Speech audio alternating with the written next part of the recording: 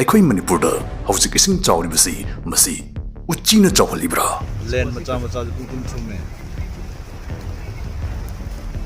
ꯑꯩ ꯏꯟ ꯆꯤꯡꯕꯁꯨ ꯌꯥꯎꯏꯅꯦ. ꯅꯠꯇꯦ, ꯃꯁꯤ ꯎꯆꯤꯅ ꯁꯨꯡꯅꯠ ꯅꯠꯇꯦ. ꯑꯗꯨ ꯑꯣꯏꯕ ꯇꯥꯔꯒꯗꯤ ꯃꯁꯤ ꯀꯔꯤꯅ ꯆꯥꯎꯍꯜꯂꯤꯕꯅꯣ?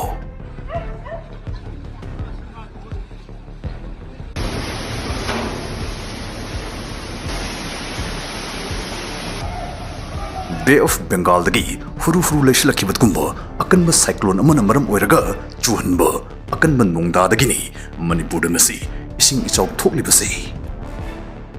Langi lengi China khangbalodrimi ichawsna maram oiraga irecha kyang asidi kokta khut amuksu haphanbire. Cyclone Remal nangse phatsu phatmandedago. Fare adumsu soidana khangmin ngomgani maduri cyclone hainaribasi masi matau karamna sem ibano oire ibano hummak ibano cyclone gi maramda ngaside khoi sitnana khangmin horasi.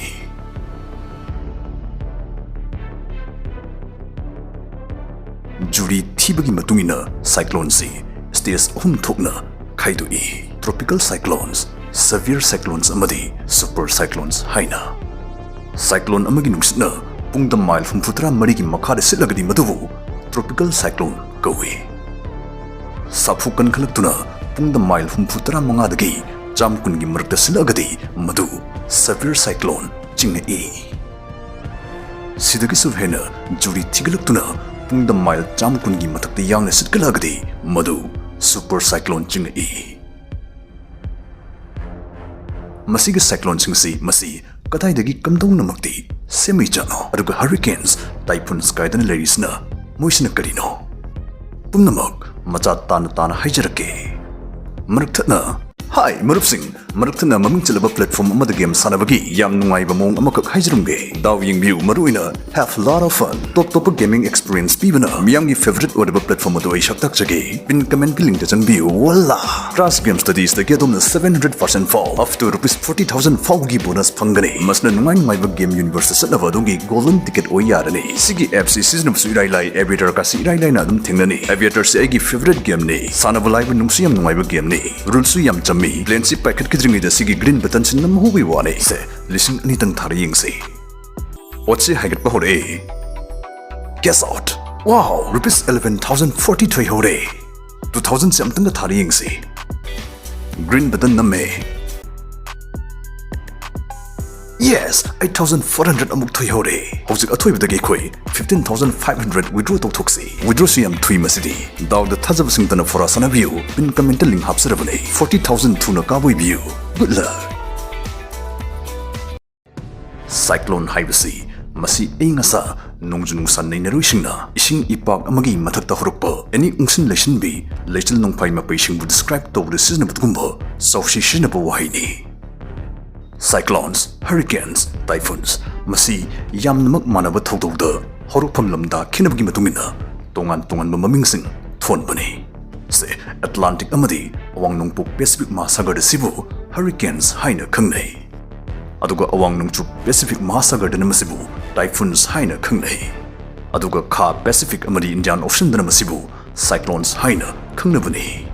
aduga masi ekhuina hena araiba mongda prithivigi hemisphere Hadi prithivigi masung tangkhaigi hisab tagisu sakhange yai madudi awang thangdai leishila pasinguna hurricanes kawdoini aduga makha thangdai leishila pasingna cyclones kawdoini mushi horpham khenari basikak natana atopa khenaba khrasu leiri se khudamoina cyclones na ungslibasi masi gari ki katana chatpagi maikai romdani aduga hurricanes na ungslibasna gari ki katana chatpagi oyoina bromdani counterclockwise adudi ekoi husik cyclone si masi matau karamna simaki haiba tudamuk la asi atmospheric pressure si masi achau ising ipak amagi mathakta low islaba latslaba jairex de ising sigi asabasi 26.5 degrees Celsius lan ki bataragadi cyclone lesion bahoruk toini makha chathadringai hojik panjakhiba atmospheric pressure haijakibadu madu karino haijarumge aikhoi gi nungsit ki leirul da yauriba nungsit ki pab kum gi chang asi masi mafam amaga manate khetnai Atmospheric pressure haibasi Prithibigi chingsinbigi sakti gravity ga michang oinaraga Prithibigi laimai imai gi mayukta takshin inchili iba nungshitki arumbaduni saphuduni Atmospheric pressure si masi akhoi mathakta sum wangklim khai maying tarkani nungsit marang kaiba sum hantarakpana haidi masi nongthakdagidi laimai imai dana hena hai oina lei haibani Adabu haijakre achauba ipak amagi mathakta atmospheric pressure si masi low isilakpa taragadi cyclone lesion bahori Sigi apaba nuksina sumsum lesion usilaktuna mapangal asum kankhalalaktuna cyclone semakpagi thong siboi khoina cyclogenesis haina khangnei So masi matau kamdongna nunglen si chenba nong chenba achauba cyclone ama oirakrizano Atmospheric pressures na low oirakpa laslakpa matam staida ahang masi mentionaba lumbu sabu nungshit paikhalai Aduga aingba nungsiti chotli malibaduna makada tarai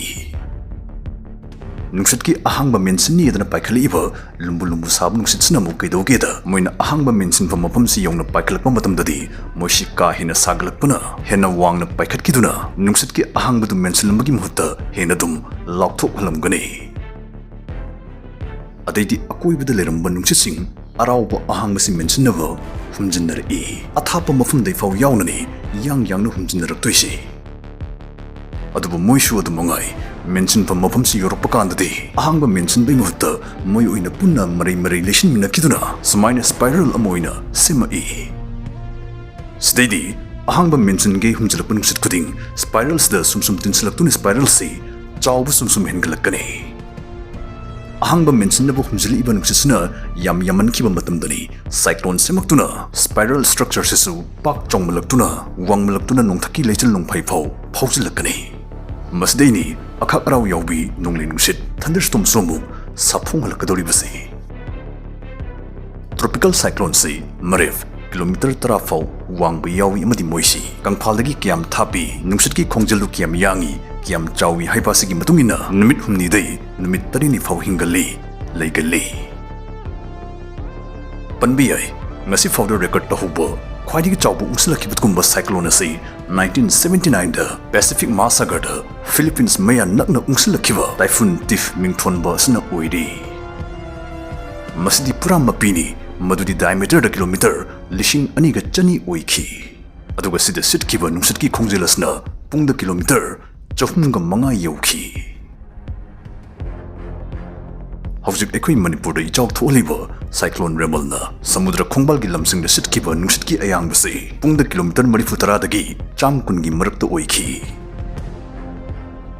Cyclone gi maramda dum khangle haina lawjare adudi video se loislasi